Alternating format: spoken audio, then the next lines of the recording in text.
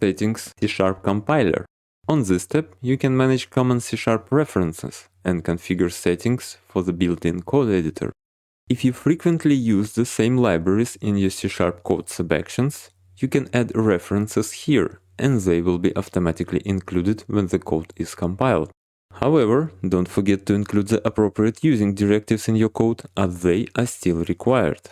One drawback is that if you export your actions with C# code subactions and give it to someone else, these references won't be included and the code won't compile after import.